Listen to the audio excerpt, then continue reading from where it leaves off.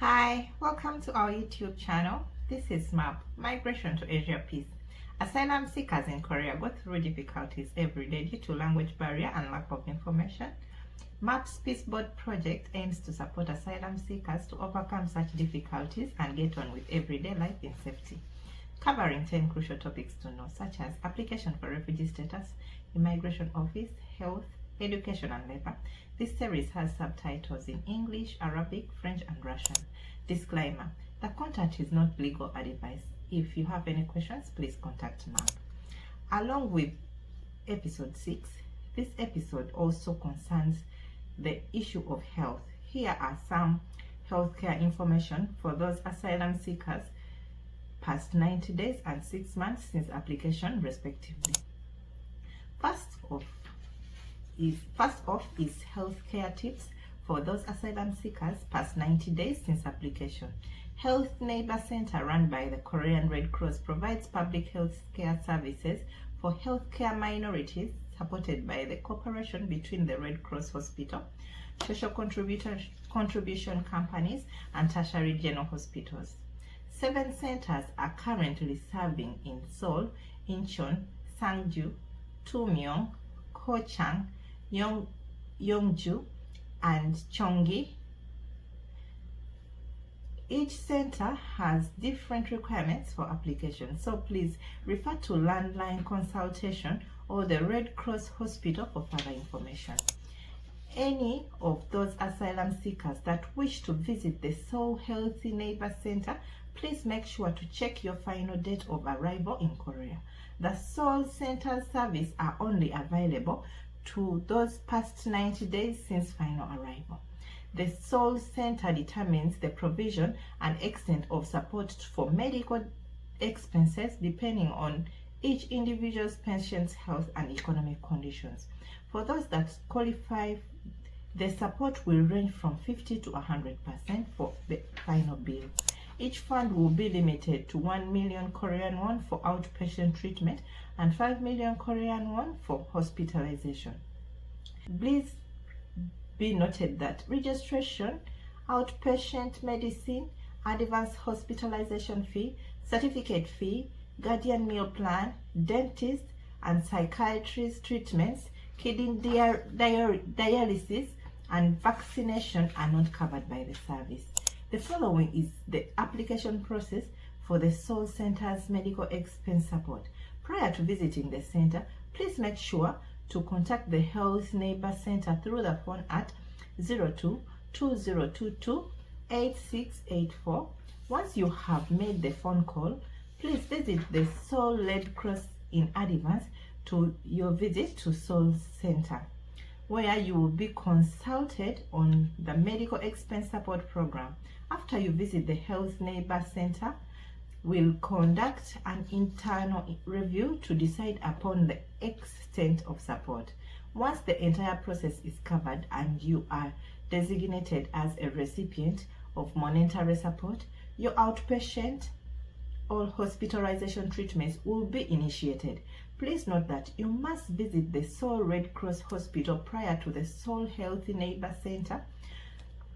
Treatments and consultation services are open from 9 a.m. to 12:30 p.m. and from 1:30 p.m. to 5 p.m. Lastly, the following are documents required for your support applications. First and foremost, your passport or your receipt of entry stock departure is required. For any of you that do not hold a valid passport for various reasons, please bring your expired passport in place. This is to verify if the applicant has spent 90 plus days in the country since the last entry. Additionally, if possible, please bring with you your foreign registration card and your patient request form, medical referral form, or certificate of diagnosis for those of you that have received medical treatments elsewhere. Next, you will need your rent contract or any form of confirmation of residence, and you and your cohabiting family members' bank transaction statement of the last 6 months, Also, your confirmation of employment if you are employed in any way, shape or form. You may be requested to submit additional documents throughout the process of reviewing your application. Next piece of advice from the map is on free clinics. Unlike the other institutions introduced earlier on the previous episode, the following 2 clinics require certain qualifications in order for you to receive treatment. Raphael Clinic in Songbuk-gu of Seoul provides treatment only for those past 90 days since their final entry in Korea. Also, the clinic requires a government-issued ID including passports and foreign registration card. And San Vincent Clinic in Ansan-si of Gyeonggi-do also requires you to have spent 90 plus days in Korea since last entry. Your identification, for instance, your foreigner ID, will also be required.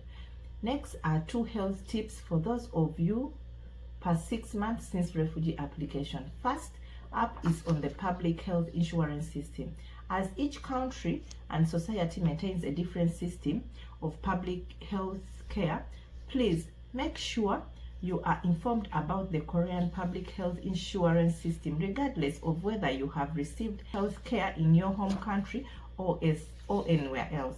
Public insurance as part of your social security system refers to the government policy that obligates all insurance holders to pay a regular amount of insurance premium, which is then managed by the National Health Insurance Corporation to be returned to the beneficiary in form of insurance benefits in times of need.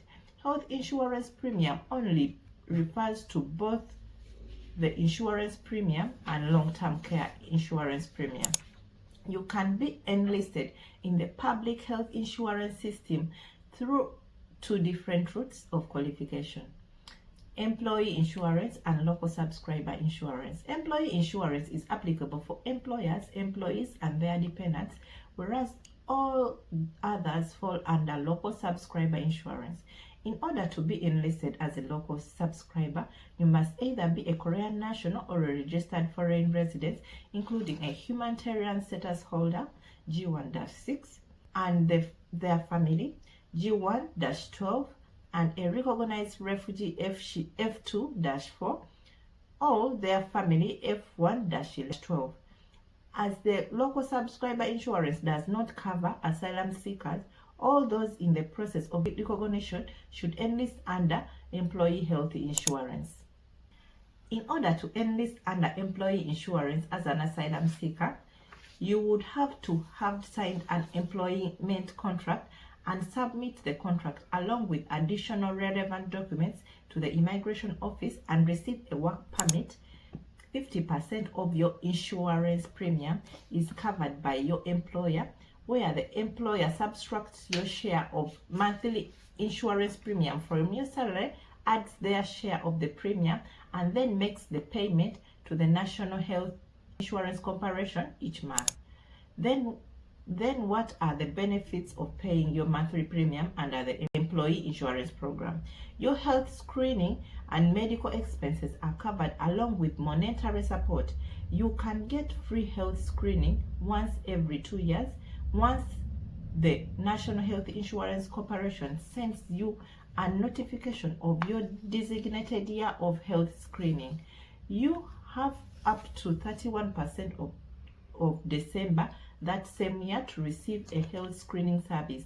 It will take up to 15 days since examination for your results to come out, and also 20% of your hospitalization treatment fee and 30 to 60% of your outpatient treatment fee will be covered, depending on your healthcare institution. Lastly, monetary support under the employee insurance program includes the refund of the portion of the deductible of your medical expenses that exceed a certain limit. This episode was dedicated to healthcare tips for those refugee applicants past 90 days and the 6 months since application respectively. All asylum seekers are highly recommended to take notes of the healthcare supports that are available for them, especially in concerns of the treatment of chronic diseases or unexpected emergencies. Please contact MAP for any inquiries on episode 7. Thank you for your time and attention.